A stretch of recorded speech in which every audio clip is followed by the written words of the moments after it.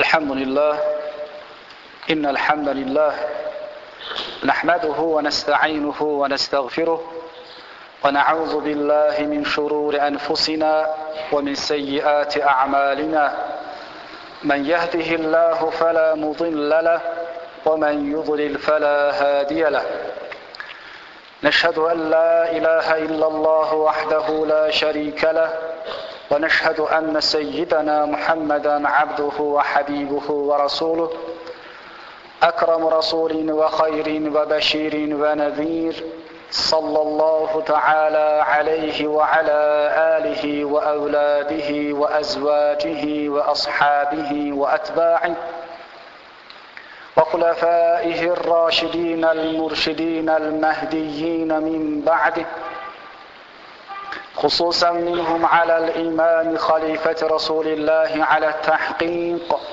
سيدنا حضرة أبي بكر وعمر وعثمان وعلي وعلى بقية الصحابة والتابعين رضوان الله تعالى عليهم أجمعين اتقوا الله يا عباد الله أوصيكم بتقوى الله وطاعته إن الله مع الذين اتقوا والذين هم محسنون قال الله تعالى في كتابه الكريم أعوذ بالله من الشيطان الرجيم بسم الله الرحمن الرحيم يا أيها الذين آمنوا إذا تداينتم بدين إلى أجل مسمى فاكتبوه صدق الله العظيم وقال رسول الله صلى الله عليه وسلم مضل الغني ظلم صدق رسول الله فيما قال أو كما قال. Əziz müsəlmanlar, bugünkü xutbəmizin mövzusu borc alıb vermək haqqında olacaqdır. Düzdür, bu mövzudan bəhs etmişdik.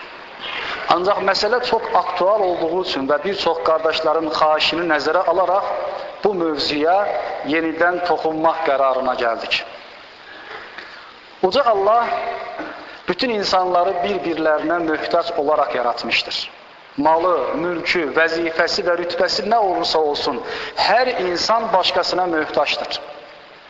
Bu baxımdan sıxıntı içərisində olan bir müsəlmanın sıxıntısının ortadan qalxması üçün imkanlı bir kimsədən borc alması təbii bir haldır. Elə isə gəlin görək, borc haqqında İslamın görüşü necədir? Hər mövzuda söz söyləyən İslam təbii ki, borc alıb vermək haqqında da bəhs etmişdir. Məsələn, Uca Allah bir ayədə belə buyurur: Ey iman gətirənlər! Müəyyən müddətə bir-birinizə borc verib aldıqda onu yazın. Bu sənədi aranızda bir nəfər katib ədalətlə yazsın. Ayədən də başa düşüldüyü kimi, birisinə borc verdiyimiz zaman daha sonra bir problem çıxmaması üçün yazmağımız lazımdır. Lakin insanoğlu unutqan varlıqdır. Yaşımızdan asılı olmayaraq bəzən keçmişdə baş vermiş bir hadisəni unudur və qarışdıra bilərik. Bu səbəblə yazmağa ehtiyac yoxdur, yadımdan çıxmaz kimi ifadələrlə özümüzü arxayın etməyək. Borcları yazaq və ya şahid tutaq. Bir müminin çətinlik içərisində olan bir mömin qardaşına borc verməsinə Qur'an-ı Kərimdə qarz-ı həsənə deyilir.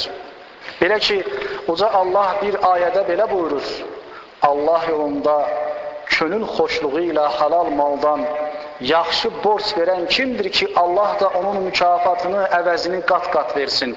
Allah kimisini sıxıntıya salar, ruzisini azaldar, kimisini də ürəyini açar, bol ruzi verər. Siz dünyada gördüyünüz işlərin əvəzini almaq üçün onun huzuruna qaytarılacaqsınız. Kimdir o kəs ki, Allah yolunda könül xoşluğu ilə borc versin? O da onun əvəzini qat-qat 1'ə 10 yaxud 1'ə 700 artırsın. Onu həm də çox qiymətli bir mükafat, cənnət gözləyir.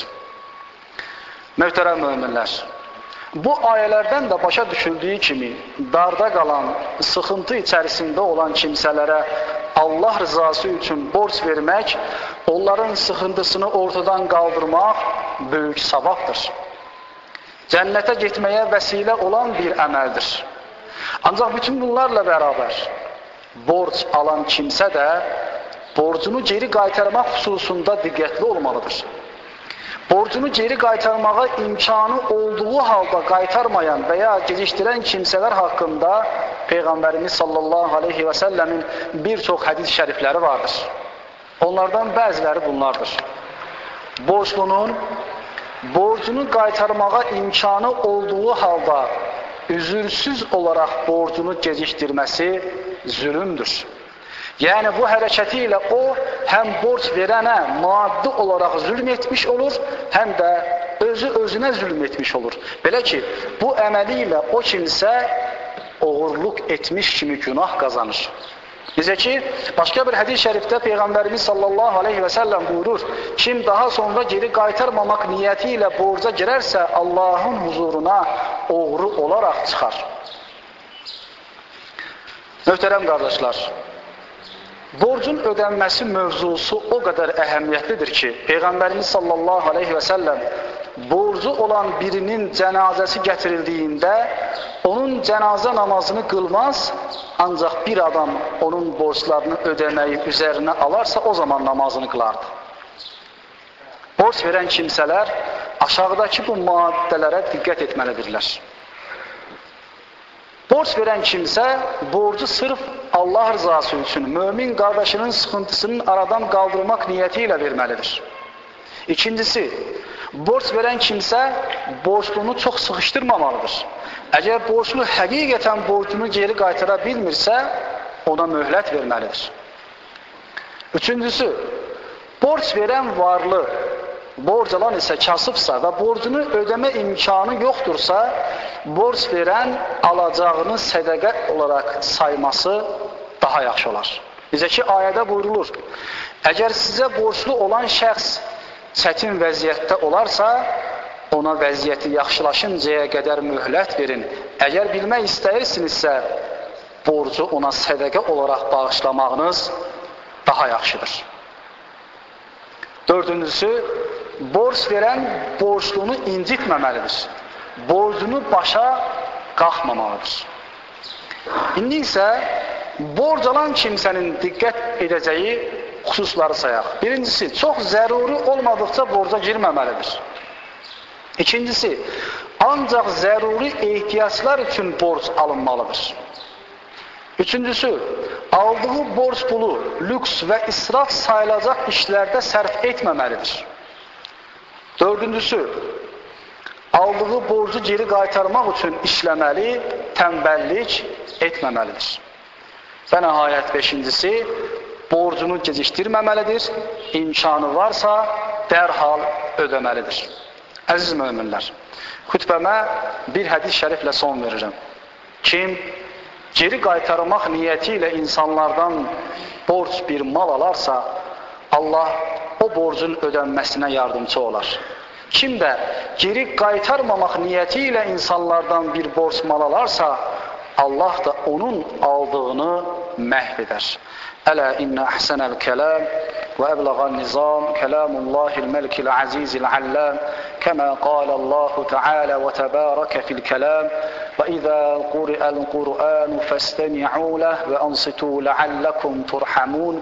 Əuzu billahi minəşşeytanirracim. Bismillahirrahmanirrahim. İnnəd-dinə indəllahil İslam. Sadaqallahul azim.